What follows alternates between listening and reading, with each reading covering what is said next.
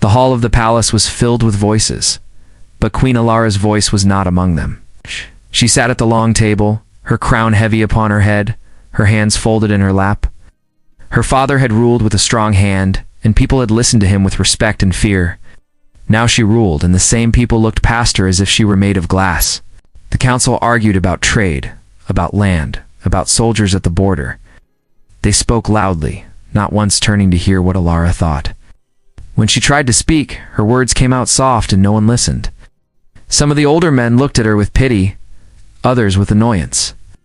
They saw her as a timid girl, not as a queen. Alara felt her heart shrink each time they ignored her. She had been raised with kindness, taught to care for people, not to command them with anger. She remembered her father telling her that strength could take many shapes. Yet in this hall, the only shape of strength anyone seemed to respect was loud voices and iron fists. At the edge of the hall, standing near the guards, was a young man named Ethan. He was a soldier, not high in rank but loyal. He had seen battle at the borders, he had known fear, and he had known courage. Unlike the men who filled the council table, he had no titles and no gold. He only had a steady gaze and quiet strength. As the councilmen bickered, Ethan's eyes kept drifting to Alara. He saw how she tried to speak and how her words were cut short. He saw the way she held her breath to keep steady. He thought she looked like someone standing alone in a storm, trying not to be swept away. The meeting dragged on. Alara's throat felt dry, and her chest ached with silence. She wanted to leave the table, but a queen could not walk away from her own council. Oh. So she sat, listening to their endless talk. Later that evening, a grand gathering was held in the palace hall. Nobles filled the room with bright clothes and louder voices. Alara was expected to greet them, to speak words that would make her seem strong. She walked into the hall with her crown and her gown, but her steps felt heavy. When she reached the center of the room, she tried to speak. Her voice trembled, light as a candle in the wind. The nobles shifted, murmuring to one another. Some smiled in mockery, others looked away in boredom. Alira's hands shook. She could not stop them. She felt as if she might drop her crown, as if the weight of it was too much for her to carry. Her chest filled with panic and her eyes lowered to the floor. In that moment, Ethan moved. He stepped forward from the side of the hall. The guards watched him, but did not stop him, for his stride was calm and sure. He walked through the murmuring crowd, each step slow and steady. When he reached the queen, he did not kneel as others did. He simply stood before her, his face calm. Then, in silence, he extended his hand. Alara lifted her eyes in surprise. His hand was rough, scarred from years of holding a sword. But his touch was gentle, did not speak, yet his gesture said more than words could. It said, "You are not alone." It said, "I see you." The crowd gasped. Whispers spread quickly. Some were shocked that a soldier dared to touch the queen. Others stared in awe at the simple act. For Alara, time seemed to stop. She saw no crowd, no council, no whispers. She saw only Ethan's eyes, steady and true. She felt her hand in his, warm and firm. The fear inside her began to soften. She stood taller, though her voice still trembled when she spoke again. But this time she felt stronger. It's not because the hall respected her, but because one person had reached for her when everyone else had turned away. That night, as the hall continued to buzz with talk, Queen Alara remembered the touch of Ethan's hand. It was the first moment she believed she might truly be able to stand as queen, even if the whole world doubted her. The days after the gathering were filled with whispers. Queen's council spoke of the event as if it were shameful. They said a soldier had broken the order of the hall by stepping forward. They said it was a scandal for him to touch the queen's hand in front of everyone. But outside the palace, the people spoke of it in another way. Common folk in the city told stories of how a soldier had given his hand to the timid queen when no one else cared. They said it was a sign that she was not as weak as the nobles claimed. Queen Alara walked through her chambers with the memory of that night still fresh in her mind. She remembered the warmth of Ethan's hand and the steady look in his eyes. She wondered why it was him, a simple soldier, who had given her the strength she needed. She thought of her father, who always told her that strength often comes from the quietest hearts. Ethan returned to his duties as if nothing had changed. He drilled with the guards, sharpened his sword, and carried out orders. Yet he noticed the way other soldiers looked at him. Some admired him. Others shook their heads and warned him to stay careful. He knew he had crossed a line, but he did not regret it. One morning, he was called to the palace by a messenger. The order came directly from the queen. Ethan was surprised, but followed without delay. He was brought into a smaller chamber, where the queen was seated by the window. Sunlight fell across her face, and she looked more calm than she had in the grand hall. "You are Ethan, the soldier who stood with me," she said softly. He bowed his head. "Yes, my queen." She looked at him for a long time before speaking again. "You were not afraid to stand in front of them." "Why?" "Because he looked alone," he answered. "I could not stay still when I saw that." Her lips curved in the faintest smile. "Many men in that hall wore crowns of pride, yet they did not see me at all. But you did." For the first time, Ethan saw the queen not as a distant ruler, but as a young woman who carried heavy weight on her shoulders. She was timid, yes, but her eyes held a quiet light that could not be ignored. They spoke for a while longer. Ethan did not use fancy words, and he did not flatter her. He spoke plainly, and she found comfort in his honesty. When he left the chamber, she felt lighter, as if the walls around her were not so cold. News of Ethan's meeting with the queen spread quickly through the palace. Some councilmen whispered that the queen was being misled by a soldier. They feared that her trust in him might weaken their hold on power. They decided to keep watch over him. Days turned into weeks, and the bond between the queen and Ethan grew quietly. He was called to her side often, not for matters of war, but for moments of peace. Sometimes they spoke of her late father, sometimes of the land beyond the palace walls. She listened to his simple stories of life in the border camps, where soldiers fought not for gold, but for survival. Through these talks, Alara began to find her voice. When the council dismissed her during meetings, she no longer fell silent. She repeated her thoughts, steady and calm, even if they ignored her again. Ethan's words echoed in her mind, reminding her that she was not alone. But not everyone in the palace wished her well. One evening, as Ethan left her chamber, he overheard two lords whispering in the corridor. They spoke of a plan to push the queen aside, to claim that she was unfit to rule. Ethan kept silent, but his heart grew heavy. He knew danger was rising around her. When he returned to his quarters, he sharpened his sword in silence.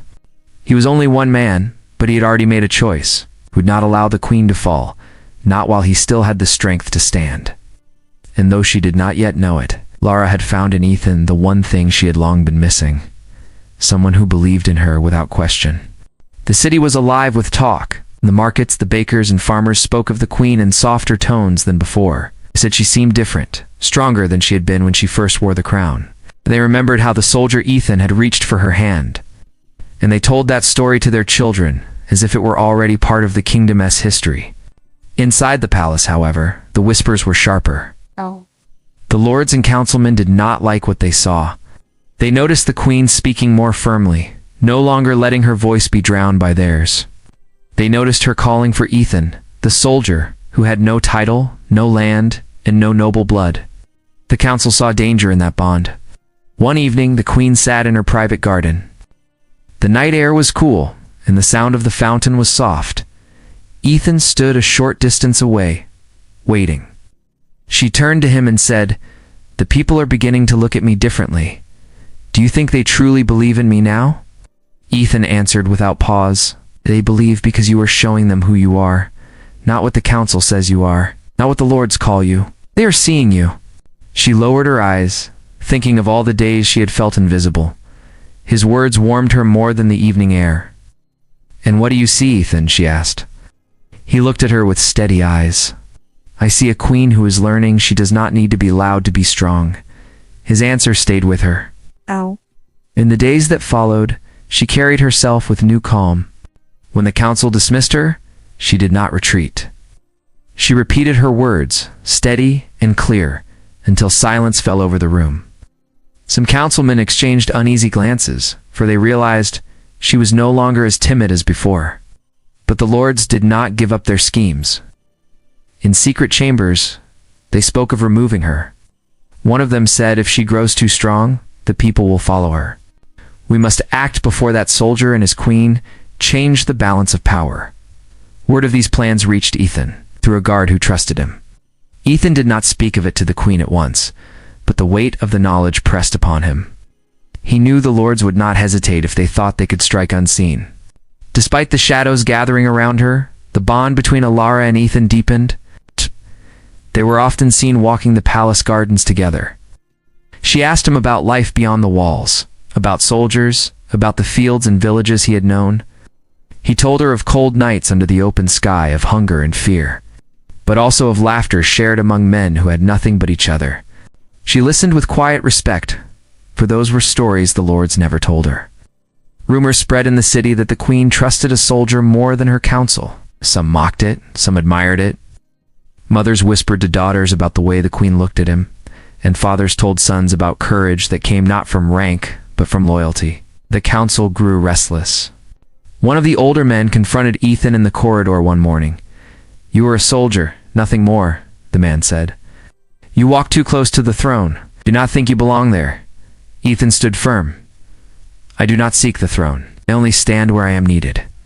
The councilman sneered and walked away, but Ethan knew the warning was real. That night, the queen sat in her chambers, staring out at the dark sky. Ethan stood nearby, silent. After a long pause, she spoke. "I used to think I was alone. Now, when I stand in those halls, I feel your strength with me. But I fear what they might do." "They will try," Ethan said. "But they will not break you. Not while you believe in yourself. Not while I am here." Her hand trembled as she reached for his. This time she did not wait for him to move first. She took his hand, and the warmth between them filled the quiet room. In that simple moment, the timid queen no longer felt as small as she once had, and in Ethan's silence, she found the courage to face what was yet to come. The council hall grew tense with every passing day. The lords no longer tried to hide their anger. They saw Queen Alara speaking with more strength, and they saw Ethan standing by her side. They whispered that she was no longer theirs to control. Whispers turned to meetings held in secret rooms, where plans were drawn to strip her of her crown. One stormy afternoon, the council called a meeting without warning. Alara entered the hall with calm steps, though her heart beat fast. She sat at the table as the lords filled the seats. Their faces were stern, their eyes sharp. Ethan stood at the far wall among the guards, silent but watchful.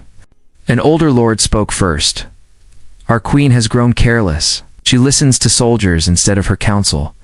She risks the kingdom with her inexperience. For the good of the realm, we must place power into wiser hands." Murmurs of agreement filled the hall. Alara felt her chest tighten, but she did not look away. She tried to speak, but another lord cut her off.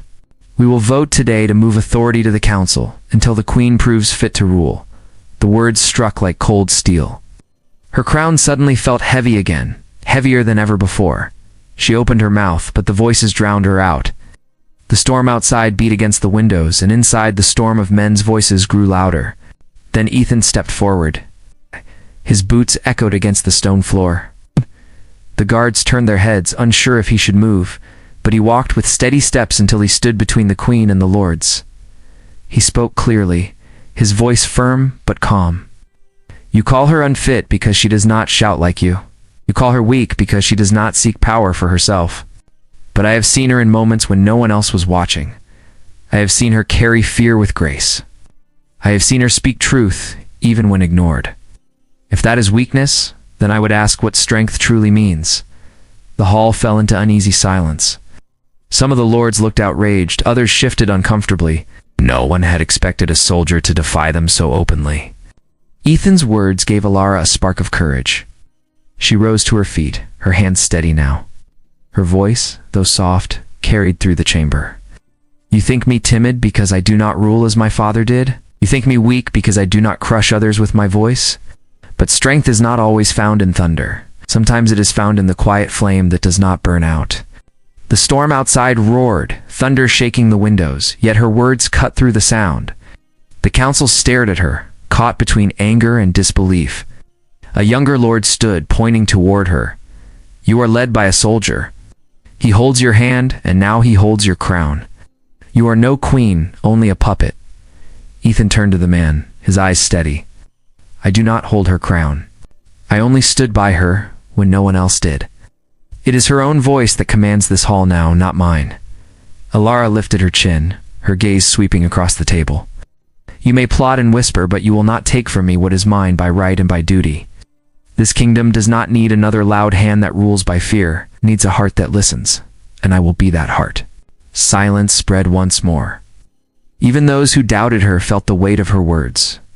The council meeting ended without a vote, for none dared move against her so openly in that moment. They left the hall in shadows, their plans unbroken, but delayed.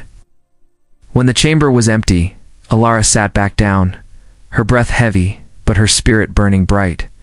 Ethan stood beside her, silent as always.